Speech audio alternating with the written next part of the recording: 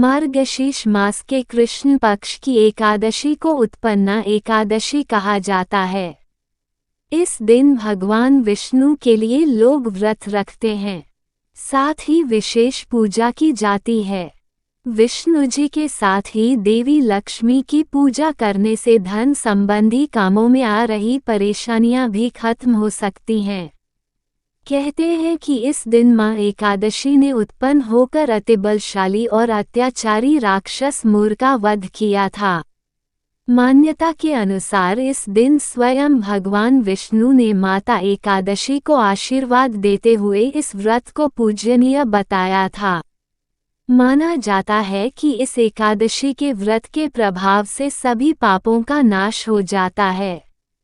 आइए जानते हैं उत्पन्ना एकादशी की पौराणिक कथाओं के अनुसार सतयुग में मूर नाम का एक राक्षस था जो हमेशा स्वर्ग में आतंक मचाए रहता था।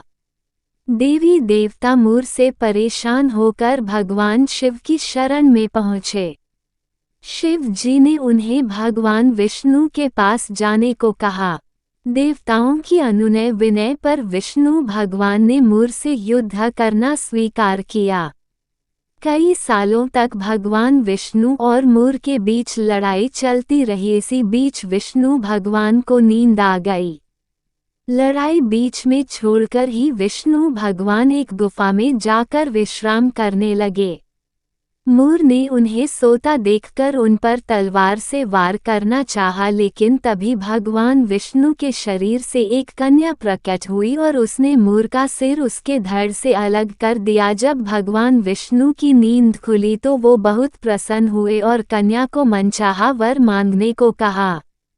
इस पर देवी रूपी उस कन्या ने कहा कि हे प्रभु, यदि आप मुझ पर प्रसन्न हैं तो मुझे यदि वरदान दीजिए कि जो भी भक्त जन एकादशी के दिन पूरे दिन पूजा पाठ कर उपवास रखे उसे मनोवांछित फलों की प्राप्ति हो और उसके सारे पाप रोग दोष मिट जाएं।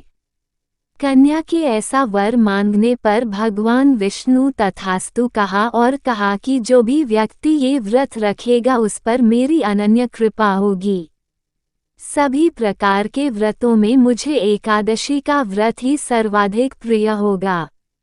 ऐसा कहकर भगवान विष्णु अंतर्ध्यान हो गए। दरअसल जिस दिन भगवान विष्णु के शरीर से कन्या प्रकट हुई थी उस दिन मार्गशीर्ष मास की एकादशी थी। तभी से एकादशी व्रत रखने की परंपरा प्रचलन में आई।